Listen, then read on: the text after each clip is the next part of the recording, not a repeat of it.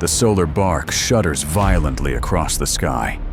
Golden ichor, the blood of gods, drips from the corners of an ancient mouth, sizzling as it hits the deck.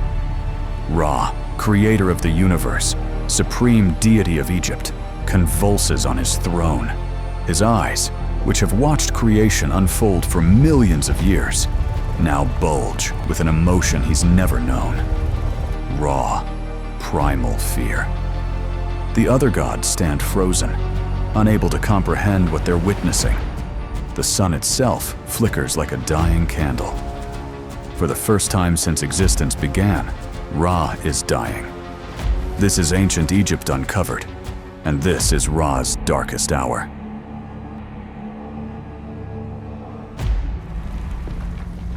Every Egyptian child knew Ra's story, how he spoke himself into existence, how his tears created humanity, how his daily journey across the sky brought life to the world. He was the untouchable one, the god so powerful that even speaking his secret name could unmake reality itself. Kings claimed descent from him. Priests spent lifetimes studying his mysteries. He wasn't just a god, he was the god, the source from which all divine power flowed. But here's what the papyri don't immediately tell you, what the priests whispered only in the deepest chambers of the temples.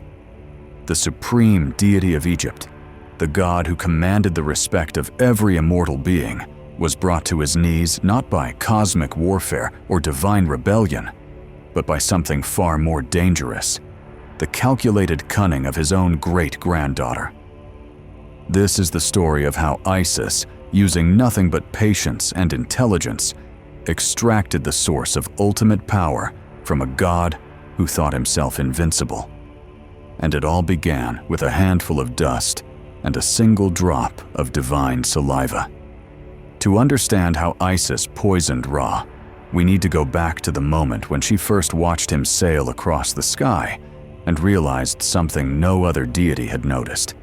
The sun god was growing old. Every dawn for thousands of years, Ra had emerged from the eastern horizon in his solar bark, pulled by gods who never questioned, never faltered. The New Kingdom texts describe him as he who creates himself, the god who spoke existence into being. His true name, hidden since before time began, was the key to his absolute dominion.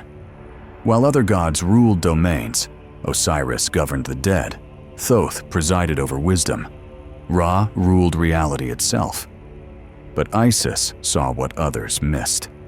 She was clever, yes, but not yet great of magic, as later texts would name her. In those days, she was simply another goddess in Ra's court, watching the eternal king make his daily journey, watching him lean a little heavier on his staff, watching the barely perceptible tremor in his hand as he raised it in blessing, and watching the saliva that now dripped from his mouth when he spoke. "My lord grows weary," she mentioned once to Thoth, testing the waters. "The sun never wearies," Thoth replied automatically, not even looking up from his scrolls. Ra is eternal. But Isis knew better. She had studied the old texts, the ones that whispered of power's true nature. She understood what the other gods refused to see, that even eternity could age. For millennia, Ra had ruled unchallenged, his secret name protecting him from any force in creation. No spell could touch him. No weapon could pierce him. He was invulnerable because he alone knew the word that was himself. Day after day, Isis observed, when Ra passed over the earth, his saliva would sometimes fall to the ground below. The other gods pretended not to notice. To acknowledge the sun, God's frailty was to acknowledge the impossible, that perhaps he wasn't eternal after all. Where others saw weakness to be politely ignored, Isis saw opportunity. She began to follow his path, arriving at spots just after his bark had passed. She studied the earth, where his divine spittle had fallen. She tested its properties, its essence. And slowly, patiently, she formed a plan that no other deity would have dared imagine. Power, Isis knew, wasn't just about strength. It was about knowing which moments mattered. And the moment was approaching when Ra's greatest protection, his absolute secrecy, would become his greatest vulnerability. Because you can't guard against an attack you believe is impossible. The other gods saw Isis weeping in the palace gardens that morning, and they assumed she grieved for her murdered husband again. They didn't notice her tears falling onto something clutched in her palm, a handful of earth mixed with the saliva of Ra himself, gathered from where the aging sun god had dozed on his throne the previous day. "Sister," Thoth approached her, his ibis head tilting with concern. "Your sorrow consumes you. Perhaps you should rest." Isis looked up at him, and for just a moment, Thoth saw something in her eyes that made him step back. Not grief, calculation. "Some sorrows," she said softly, "demand action, not rest." She was done accepting her place, done watching Ra rule from his untouchable throne while her beloved Osiris lay in pieces, done pretending that knowing 10,000 spells meant anything when the god who knew his own secret name held all true power. Ra had watched Set tear Osiris apart. The sun god, in his infinite wisdom, had done nothing. "The balance must be maintained," he declared from his untouchable throne. "Death and chaos serve their purpose." Easy words for an immortal who'd never felt loss. But Isis had held her husband's scattered pieces, had searched every reed bank for his flesh, had breathed life back into him just long enough to conceive Horus before he slipped away forever. She knew something Ra didn't. That power without understanding was just cruelty wearing a crown. Today, she would teach him what mortals had always known, that even gods could learn to fear the dark. In her private chambers, Isis worked the moistened earth between her fingers, whispering spells that had never been spoken before. The clay shouldn't have held its shape. Divine saliva or not, it was still just mud. But Isis wasn't just shaping clay. She was shaping impossibility itself. The thing that emerged from her hands was perfect in its wrongness. A serpent. But not any serpent that had ever existed. Its fangs dripped with venom that could pierce divine flesh. Its eyes held a hunger that even gods would fear. And most importantly, most brilliantly, it existed outside of Ra's creation. Ra had named all things when the world began. Every creature, every plant, every grain of sand held a name given by the sun god, and therefore fell under his dominion. But this serpent had no name from Ra. It was born from his own essence, yet existed beyond his knowledge. It was the one thing in all creation that Ra couldn't see coming. "Patience," Isis whispered to her creation, placing it in a reed basket. "Tomorrow, Ra travels his daily path across the sky. We'll be waiting." The other gods noticed nothing unusual when Isis volunteered to inspect the sun god's route the next morning, ensuring it was clear of obstacles. She was always dutiful, always serving. They didn't see her place the basket in the exact spot where Ra would pause to survey his kingdom. That moment when the sun reaches its apex and the god allows himself a single instant of satisfaction. That night, as the gods feasted, Thoth watched Isis across the great hall. She wasn't weeping anymore. She was smiling, the kind of smile that precedes the fall of kingdoms. He should have said something. He didn't. The next morning, Ra's golden bark emerged from the underworld, as it had for countless millennia. The sun disk blazed between his horns, painting the Nile Valley in sheets of amber light. Below, priests chanted their morning prayers. Farmers bent their backs to the soil. Everything was as it should be, except for the serpent coiled in the sand, where Ra would walk at noon. This wasn't just any serpent. Isis had crafted it from Ra's own saliva mixed with earth. A creature born from the god himself, invisible to his all-seeing eye. Its fangs dripped with venom that had never existed before this moment. A poison designed for one victim alone. The serpent waited with the patience of its creator, motionless as the shadows shortened toward midday. Ra descended from his bark as he always did, ready to inspect the land at the height of his power. His foot touched the earth. The serpent struck. The sound that tore from Ra's throat had never been heard in creation before. A god discovering pain. Real pain. The kind that mortals knew every day of their brief lives. Running out of it was like watching the universe fold backwards. Ra could feel his eternal nature collapsing inward, infinity crushing down to heartbeats he could suddenly count. 1, 2, 3. Were there only 3 left? He had created the concept of last breath, last word, last sunrise, but never understood it. Now he felt it, the weight of never again. Never again would he rise tomorrow. Was there a tomorrow? Never again would he speak light into being. His throat was closing. The millions of years behind him suddenly meant nothing against the seconds running out ahead. His consciousness, which normally stretched across all existence, contracted to a single point of terror. This was what mortals felt every day. This cage of ending, this prison of finite heartbeats. He tried to speak, to command the venom to stop, but discovered something worse than pain: irrelevance. His words, which had shaped reality itself, were just noise now. The venom didn't care who he was.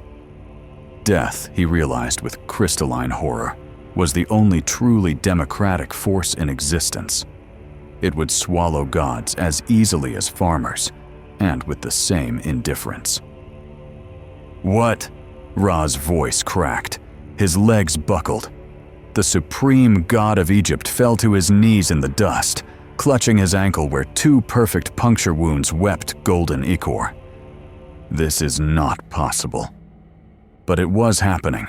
The venom attacked his essence, not just his form. For the first time since the universe began, Ra felt his strength abandoning him. His hands shook. Sweat, actual sweat, beaded on his forehead. The sun disk above his head flickered like a dying torch. The other gods materialized around him in seconds, their faces masks of incomprehension. Thoth knelt beside him, fingers dancing over the wound, muttering spells that dissolved into nothing. Hathor cradled Ra's head, her tears falling like rain. Horus stood guard, spear raised against an enemy he couldn't see. "Father," Horus's voice was tight with barely controlled panic. "Tell us what to do." Ra couldn't answer. His throat had closed. His divine body convulsed as the venom reached his heart, each beat now a hammer blow of agony. The creator of the universe was dying, and everyone knew it. Then Isis arrived. She moved through the crowd of panicking deities with perfect calm, her face a masterpiece of concern. "My Lord Ra," she said softly, kneeling beside him. "I can help you." Ra's eyes, those eyes that had watched the birth of stars, looked up at her with something new in their depths. Fear. Raw, mortal fear. His lips formed a single word. "How?" "I know the healing words," Isis said, her hand cool against his burning forehead. "But healing requires truth. The venom responds only to your true name, your secret name, the one you've never spoken aloud." The gathered gods gasped. Even in his agony, Ra recoiled. The secret name was the source of his power, the word that bound his very existence. To speak it to another was to hand them the keys to creation itself. "Never," he managed to rasp. Isis nodded sadly. "Then you will die." She started to rise. The venom chose that moment to twist deeper. Ra screamed again, his body arching off the ground. The sun itself dimmed in the sky. Somewhere in the distance, mortals fell to their knees as darkness crept across the land at midday. Wait. The word was barely a whisper. Isis paused. Around them, the other gods held their breath. Ra's eyes met hers, the dying supreme god and the goddess of magic. In that moment, he understood. She had orchestrated this. Somehow, impossibly, she had found a way to poison the unpoisonable. And now, she held his existence in her hands. "Lean closer," Ra whispered. Isis bent down until her ear was next to his lips. The other gods strained to hear, but Ra's voice was meant for her alone. The word that passed between them wasn't sound, it was architecture. As Ra's secret name entered Isis's consciousness, she experienced the birth of the universe from the inside. She was the first sunrise, felt herself speaking light into being, understood the loneliness of being the only consciousness in an empty cosmos. Every star he'd named burned inside her skull. Every prayer ever offered to him flooded through her nervous system like molten gold. But with the power came the weight. She suddenly understood why Ra had aged, why divine saliva dripped from his mouth. To hold this name was to hold up existence itself.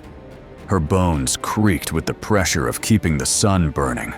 Her blood turned to liquid fire, the same fire that had just been killing Ra. The secret name wasn't just knowledge. It was responsibility crystallized into syllables. For one terrifying moment, she wanted to give it back. Then she remembered Osiris, scattered in pieces, and swallowed the name completely. The throne hieroglyph that appeared above her head wasn't decoration. It was a collar, a beautiful prison she'd locked herself into. She was the most powerful goddess in creation now. She would also never be free again. She stood, and every god present felt reality restructure itself around a new center of gravity. Isis hadn't just stolen power, she'd become it. She stood, and she was transformed. Not visibly, she was too clever for that. But every god present felt it. Isis was no longer just the goddess of magic. She was the great of magic, holder of Ra's true name, the most powerful sorceress in creation. True to her word, she spoke the healing spell. The venom retreated like smoke before wind. Ra's strength returned, his sun disk blazing back to full glory. He stood, whole again, but not unchanged. As Ra looked at Isis, both of them knew the truth. He would never be invulnerable again. He had tasted mortality, felt the cold breath of oblivion on his neck. The god who created the concept of fear had finally experienced it himself. And Isis? She simply smiled and bowed. "You are healed, my lord." The words were perfect respect. The power behind them was anything but. The serpent Isis created wasn't just any creature. Ancient texts describe it as something that existed between states, formed from Ra's own saliva mixed with earth, animated by magic, but not truly alive. The Egyptians had a word for this, Netyerket, divine substance, neither living nor dead, neither divine nor mortal. It occupied a space that shouldn't exist, which is precisely why it could harm a god who ruled over all existence. Think about that for a moment. Ra commanded every serpent in Egypt. Cobras decorated his crown. Apophis, the chaos serpent itself, fled before his light each dawn. But this creature, it slipped through every divine defense because, technically, it wasn't really there. It was made from Ra himself, his essence turned against him. This is where Egyptian magic reveals its true nature. In their belief system, names weren't labels. They were the thing itself. To know Ra's secret name wasn't to learn information. It was to hold his actual essence, his Ren, in your grasp. When Isis spoke that name aloud, witnesses say her appearance transformed instantly. The cow horns she'd worn sprouted from her head permanently. A throne hieroglyph, set, blazed above her crown. She didn't just gain knowledge, she became knowledge. The throne symbol is particularly telling. Before this moment, Isis was clever. Yes, but she was still just the wife of Osiris, the mourning widow, the protective mother. After speaking Ra's name, she became Weret Hekau, Great of Magic. The throne above her head wasn't decorative. It declared that wisdom, not strength, was the true seat of power. The ancient artists understood this. In tomb paintings after this event, Isis appears differently. Her eyes hold depths that weren't there before. She stands slightly apart from other gods, as if she knows something they don't. Because she does. She holds the secret that even gods can fall, not through battle or cosmic catastrophe, but through the simple act of someone knowing their true name. The ancient Egyptians understood something we're only now rediscovering through neuroscience and data privacy laws. Knowledge of someone's true identity is the ultimate weapon. Think about your immediate reaction when someone uses your full legal name, not your nickname, not the version you give at coffee shops, your complete, government-documented identity. There's a visceral tightening, an ancient alarm that says, they know too much. The Egyptians would tell you that feeling isn't paranoia, it's wisdom. Isis's victory over Ra echoes through every culture that's ever told stories. The clever trickster who defeats the all-powerful ruler appears in Norse mythology as Loki extracting secrets from the gods. In Greek tales as Prometheus, stealing fire through cunning rather than force. Even in modern fairy tales, Rumpelstiltskin's entire power collapses the moment someone speaks his name. But here's what makes the Egyptian version uniquely prescient. Isis doesn't destroy Ra. She compromises him. She creates the first information asymmetry between ruler and subject. Sound familiar? Every time you click, "I agree," without reading terms of service, every time an algorithm knows what you'll buy before you do, you're living out a version of Ra's predicament, powerful in appearance, but fundamentally exposed to those who hold your data, your patterns, your true names. The word prescription, that slip of paper that grants access to controlled substances, literally means pre-written. But dig deeper into its etymology, and you find something remarkable. Medieval alchemists used the symbol Rx, which they claimed meant recipe, but some scholars trace it further back, to the Eye of Horus, the healing symbol that Isis used in her medical practices. Every time a doctor writes a prescription, they're unconsciously invoking the goddess who proved that knowledge of chemistry could bring even the sun god to his knees. This isn't about fear, it's about recognition. The Egyptians encoded a fundamental truth into their mythology. Real power isn't about strength or cosmic authority. It's about information. Isis knew that the strongest walls, the mightiest armies, even the sun itself could be conquered by someone who understood the right formula, spoke the right words, knew the right name. When we protect our passwords, when we feel uneasy giving out our social security numbers, when we instinctively create different versions of ourselves for different contexts, we're not being paranoid. We're honoring an ancient wisdom that Isis carved into human consciousness. That knowing someone's true name, their core identity, their essential formula, is to hold their fate in your hands. The sun still rises every morning, but now you know. It rises because Isis allows it. So why did Ra, the eternal sun, discover fear through a handful of poisoned earth? Because even omnipotence has a price. And that price is vulnerability to the very creation you command. Ra learned what every tyrant discovers too late. Absolute power creates absolute blindness. You become so certain of your invincibility that you never see the serpent made from your own essence, waiting in the dust beneath your feet. This is humanity's eternal truth, written in divine blood. Knowledge, true knowledge, is the only power that matters. Isis didn't defeat Ra with strength or cosmic might. She defeated him with patience, with understanding, with the terrible wisdom that even gods follow patterns. She knew that power without knowledge is just borrowed time. Remember that first image, Ra writhing in agony, the universe itself seeming to scream? Now you understand it wasn't just pain, it was transformation. The moment when the cosmos shifted from blind power to conscious choice. When magic stopped being commanded and started being negotiated. And here's the detail that should keep you awake. Every morning since that day, when Ra rises in the east, there's a moment, less than a heartbeat, where the sun hesitates.